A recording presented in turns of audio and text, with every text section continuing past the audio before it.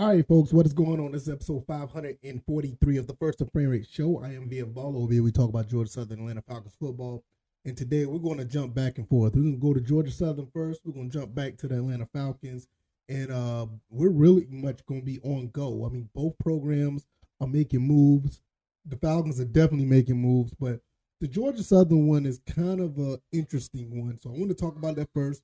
So if you're here for the Atlanta Falcons stuff, please be patient. I'm going to get into that because I know, like, after I did my last episode and we talked about all the moves they made, the Falcons just made another move with Caden Ellis, which was definitely a linebacker edge rusher. Kind of blew my whole situation that I felt about Nolan Smith out of the water. But we're not done yet with that pick. I may be right at the end of the day. Jalen Carter's still on the board. No telling what we're going to do. Christian Gonzalez as well. We're going to talk about all that because I think based on the moves we did, look like we're going to be drafting best player available. So we're going to talk about that. But first, we're going to talk about Georgia Southern, new defensive coordinator. I'm going to give you some stats or some thoughts about that and what I think about the move. I think it's a fairly solid move, not bad at all. If this is your first time here, welcome. I can be found on YouTube and Rumble. I'm also on Anchor, Stitcher, Spotify, Apple, Google Podcasts. Thank you guys for the support. I saw an uptick in views once again. Usually around this time, views, listenership on the podcast side goes up because it gets interesting, and I try to make it as concise and as simple to understand as possible. So I don't try to do too much of the rah-rah stuff. I just try to keep things in order as based on what is logical, what is not, what makes sense, what don't make sense. I'm not necessarily, and I kind of, this is probably to my detriment. I'm not much of a hype channel. I try not to hype the Falcons or Georgia Southern that much unless if they do something really big, like after a win or something, or after a really big, transaction or whatever. I usually get hyped after the fact, but I'm not like one of these, channels that speculate and try to do it for all to gain hype. I'm just not the type of person. That and speculation, I apologize if you're looking for that. That's just not me. I just try to keep it honest with my honest opinion about what's going on and what I think is going to happen based on the team. So let's go ahead and get into all of that. We're going to talk about Georgia Southern first. I got some information on my it's on my phone. I'm all over the place. I want to apologize to where our new defensive coordinator. And the new defensive coordinator for Georgia Southern, I want to get this out the way real quick. Okay, I'm sorry about the hold up. I want to apologize. I had to do a jump on that. Brandon Bailey is going to be our new defensive coordinator, and he came from Georgia Southern, went on to coach with Coach Willie Fritz, and went up to Jeff Monken and Willie Fritz, and then he went up to Buffalo to be the defensive coordinator. Now, I'm going to tell you something about this defensive coordinator. Don't know much about him or his philosophy, but one thing I do know, he held our team, the high-powered offense of Georgia Southern last season, to 21 points. I mean, that's a really big feat. We weren't able to do much in the bowl game, and that defense played very well against us. Now, was there some things self-inflicted? So. I don't think that we played that bad of a game, but we should have put up more than 21 points. So his defense was able to do something. And one thing I noticed about his defense, they like to tackle, and they like to tackle a lot. They don't mind getting people to the ground as soon as they put their hands on them.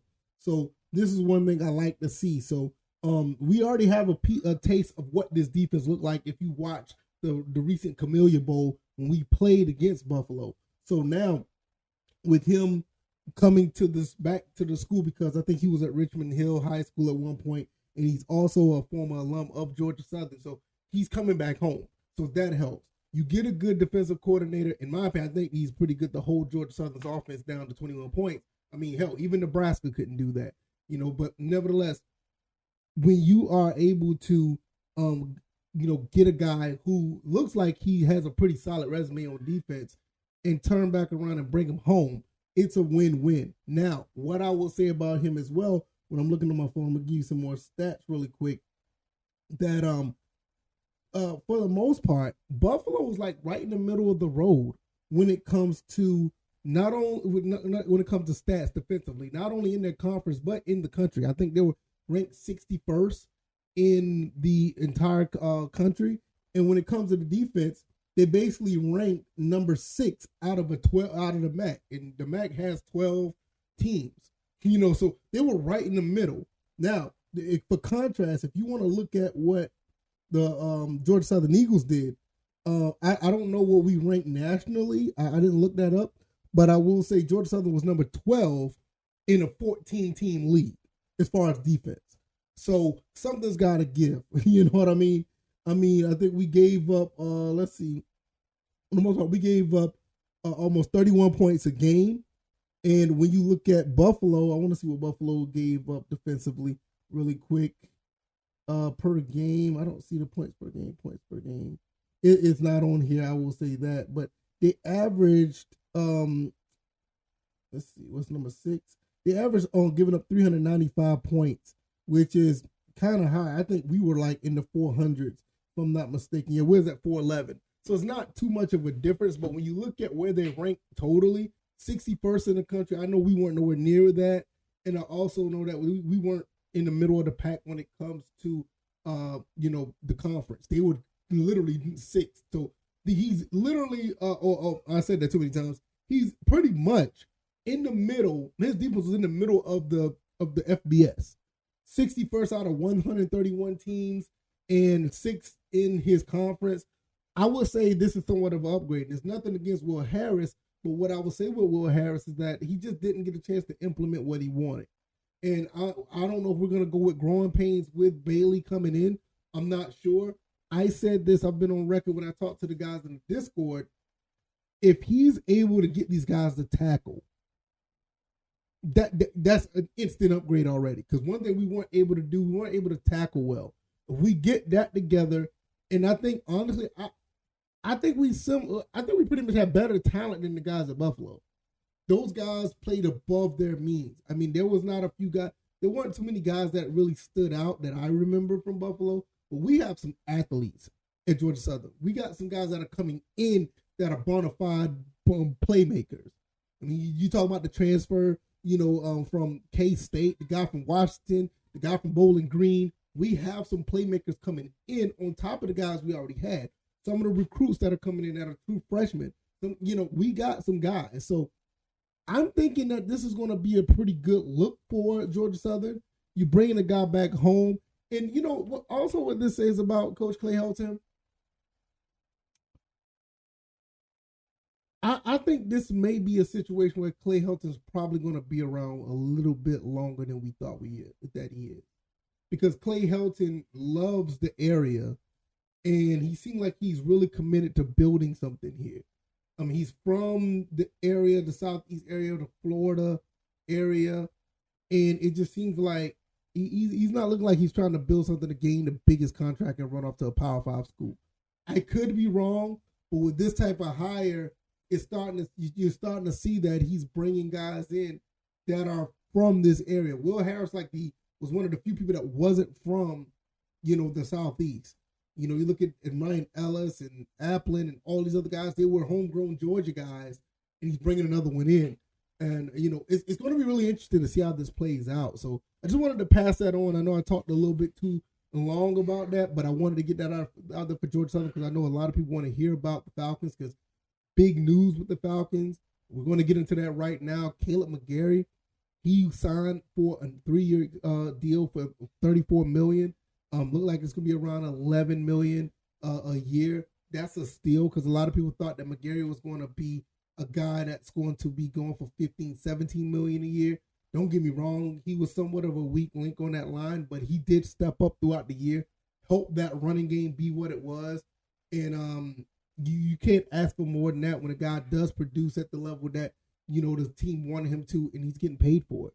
Also, the other news today, Taylor Heineke was signed to a 2-year deal with the Falcons. And with these two moves, on top of everything else, I think the Falcons are going to go best player available at this point. I don't see where the Falcons are going to be in need of something outside of cornerback. Christian Gonzalez is going to be the guy that probably be there at 8. I think Joey Porter Jr. is another one that's going to be there. I think it was another name out there. I think the cornerback class is actually pretty good. It just depends on what you want. But the whole Nolan Smith thing was blown out of the water, like I said earlier, when it comes to when it came to Keaton Ellis when he was signed. I was like, whoa, what? That came out of nowhere because it was after I did my show yesterday and he gets signed. So I'm like, all right, what are the Falcons going to do now as far as pass rush? Are they going to draft somebody pass rush? I mean, Jalen Carter could be there, but then again, you turn around and sign, Amanyada, I think, Oyemanyada, I think I said that right. I said that wrong. I'm not good with names. You signed him to go beside Grady Jarrett. So Jalen Carter, does he come in and rotate? You draft him in the 8, he's going to play right away. So what are we doing? I don't know. Maybe that is the case. You still got Nolan Smith out there, my favorite pick to get, but you get Kaden Ellis, and I'm like, all right, what are we doing? You still got a couple of guys that are, Rashawn Evans may be coming back. Now you're looking at a situation like, is he either going to be a cornerback to go on the other side of AJ Terrell? Because we don't know what Casey Hayward's going to be like. Or we just going to go best player available. And I'm talking about best player available throughout the draft, not just number 8. I think the Falcons put themselves in really good position to be that. And now we could draft, pretty much anybody we want to with the moves we made, because the moves we made, are not necessarily need because of depth. It was need because we were lacking. You get some guys in here that can produce and keep that same depth. That's basically what has happened here. Now we don't need a guy that's going to come in that probably need to play right away. And I think that's where the best player available is. You bring the best player in, let him come in and compete, and if he happens to get that position, cool. Or you find ways to use him to be successful, cool.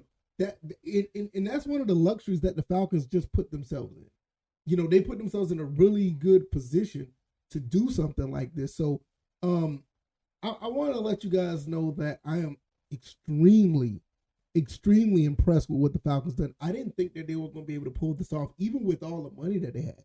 We've been in so many situations where the Falcons were, man, I don't know. They're going to sign certain people. We didn't have the money to sign people. But now we're in a situation where we have the money and we sign these guys, and it looks like for the most part we're still gonna be like $30 million. You can still have $30 million in cap space after signing McGarry and Taylor Heineke. Yo, you gotta understand, like at this point we have enough money to sign our draft class, even though that's probably already allocated already. I don't think that's something that's in the cast. It could be, but you're probably sitting there and you're still going to have a lot of money to play with, for, the rest of the year or for the rest of the off season. What happens if somebody just don't get picked up in free agency? You can be able to still afford them. What if there's a big name out there that you could, let's say, trade for, and you don't have to take too big of a hit to take on that contract? It's a lot. It's a lot going on here. So with that being said, it is a very good situation for the Falcons. And it's all good. And we also have to understand at the end of the day that the Falcons are trying to do something to win football games. And I think this is a really good step. I cannot be like I said, I can't be more impressed with what they've done. Could we have a better quarterback situation? Yeah, we could. I mean, a lot of people wanted a certain quarterback, and some people don't think Desmond Ridder isn't it. Some people even going out on a limb and saying Taylor Heineke is going to be QB1. But I still believe in the process at this point. You look at everything that these guys done in the last 2, years. I'm really impressed with what Arthur Smith and company has done. I think they've done a phenomenal job. I give them an A. At least for this off season so far. Overall, I can give them a B minus for everything. I mean, they went 7-10 2 years in a row, where this team should have no business winning 7 games. I mean, let's be honest. I mean, you look at last season, we were supposed to have the worst roster ever, and we'll go 2-15. We end up winning 7 games. So that counts for something. If anything, I think it counts on good coaching. And we got a pretty good coach with Arthur Smith. We're really going to see what happens now when he gets the players that he wants. Finally, the players that he can afford, from Jonnu Smith all the way to Taylor Heineke and everybody else who would re-sign, and guys we picked up, the Jesse Bates of the world, everybody we got in between. So we are in a situation where we're going to be looking pretty good. So let me know what you guys think about the Georgia Southern defensive coordinator. Let me know what you also think about the Falcons. I think we're in a pretty good shape for both teams. So if you like this commentary, hit the like button, share this podcast, subscribe to the channel if you haven't already. Let me know what you guys think about both of these situations. I think we're doing pretty good. It's going to be really interesting as the days go by when they lead up to the draft, who we're going to pick up. Are we going best player available now? Do we go after Christian Gonzalez? Are we going to straight cornerback at number 8? What is all in the plans for, let's say, Casey Hayward when he comes back? What about Isaiah Oliver? We haven't talked about him. Do we bring him back in the fold and pretty much go best player available in general? The more I think about it, it may be Christian Gonzalez, 1A, and best player available 1B. But it looks like it could be a cornerback at this point because we haven't signed one. So we'll see how it goes. Let me know what you guys think. I'm going to get up out of here. I am on YouTube and Rumble, also Anchor, Stitcher, Spotify, Apple, Google Podcasts. I will see you guys on the next one. Thank you guys for all the support, and I will see you guys tomorrow. All right, y'all. Y'all take it easy. Y'all be blessed. Peace.